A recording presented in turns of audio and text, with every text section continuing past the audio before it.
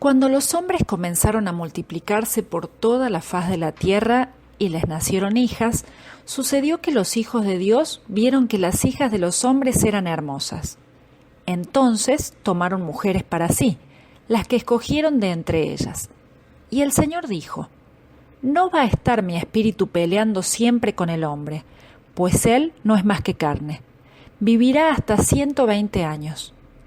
En esos días había gigantes en la tierra, y también después de que los hijos de Dios se unieran a las hijas de los hombres y les engendraran hijos. Estos fueron los grandes héroes que desde la antigüedad ganaron renombre. El Señor vio que era mucha la maldad de los hombres en la tierra, y que todos los planes y pensamientos de su corazón eran siempre los de hacer solo el mal. Y le pesó al Señor haber hecho al hombre en la tierra. Le dolió mucho en el corazón.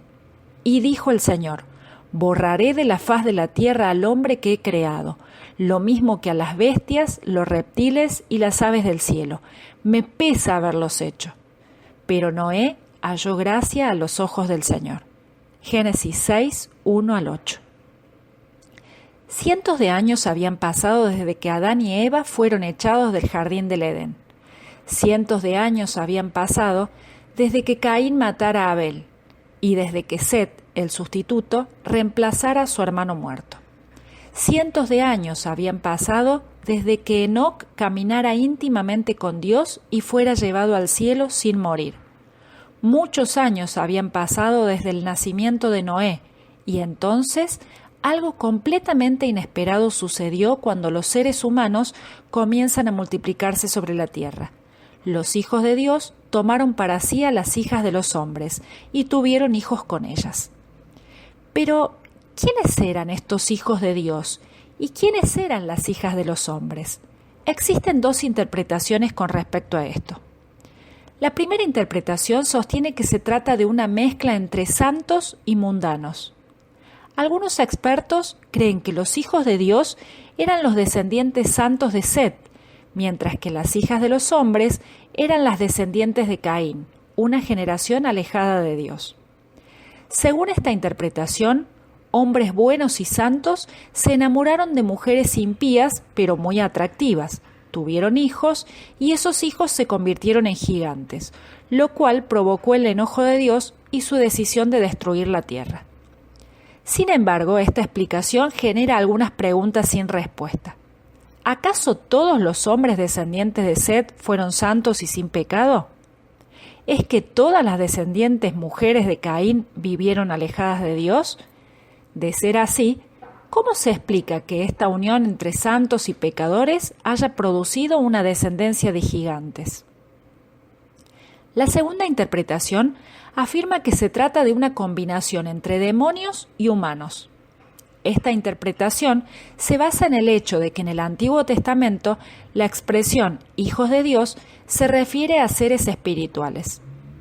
Un día vinieron a presentarse delante de Jehová los hijos de Dios, entre los cuales vino también Satanás. Job 1:6. Según esta teoría, estos ángeles traspasaron los límites establecidos por Dios y se unieron sexualmente con las mujeres. De ese modo, el límite entre lo divino y lo humano fue quebrado por estos seres espirituales. Al hablar de estos ángeles, el Nuevo Testamento dice: incluso a los ángeles que no cuidaron su dignidad, sino que abandonaron su propia mansión, los ha retenido para siempre en prisiones oscuras, para el juicio del gran día. También Sodoma y Gomorra y las ciudades vecinas, que lo mismo que aquellos practicaron la inmoralidad sexual y los vicios contra la naturaleza, fueron puestas como ejemplo y sufrieron el castigo del fuego eterno. Judas 1, 6 y 7. Es un hecho que Dios no perdonó a los ángeles que pecaron, sino que los arrojó al infierno y los lanzó a oscuras prisiones, donde se les vigila para llevarlos a juicio. Y tampoco perdonó al mundo antiguo, sino que protegió a Noé, quien proclamó la justicia, y a otras 7 personas, y luego envió el diluvio sobre el mundo de los impíos. Dios también condenó a la destrucción a las ciudades de Sodoma y de Gomorra, y las redujo a cenizas, para que sirvieran de escarmiento a los futuros impíos. Segunda Pedro 2, 4 al 6. Estos ángeles no fueron dignos porque, al igual que los habitantes de Sodoma y Gomorra, cometieron pecados sexuales contra naturaleza, y a causa de su pecado fueron encarcelados en prisiones eternas para el día del juicio. Según esta interpretación, fue la mezcla de la naturaleza espiritual de los ángeles caídos con la naturaleza humana de las mujeres la que produjo una generación de gigantes, quienes no solo eran seres de gran estatura, sino que además eran feroces, impíos y causaban temor y destrucción. Estos gigantes llegaron a ser poderosos, temidos y reverenciados. Esta unión totalmente anormal, que violaba el orden de la creación de Dios, fue una anormalidad tan escandalosa como para requerir el juicio universal del diluvio.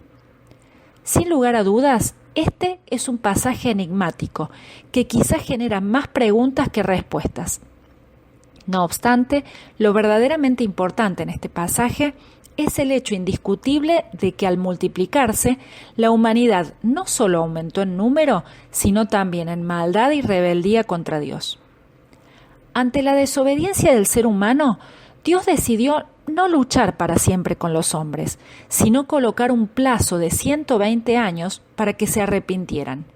120 años eran los que quedaban hasta el juicio del diluvio.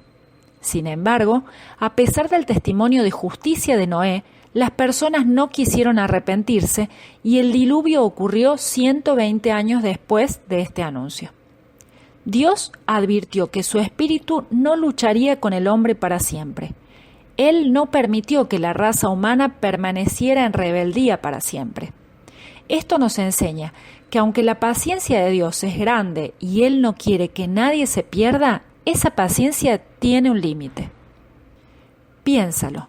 Si escuchas la voz del Señor, pero estás siendo rebelde, tienes que saber que Dios no te va a traer siempre y que llegarás a un punto de no retorno, un día en el que Él dirá no más. Por esa razón, arrepiéntete ya mismo y no esperes a mañana. Después de todo, ¿qué te hace pensar que Dios te dará un día más?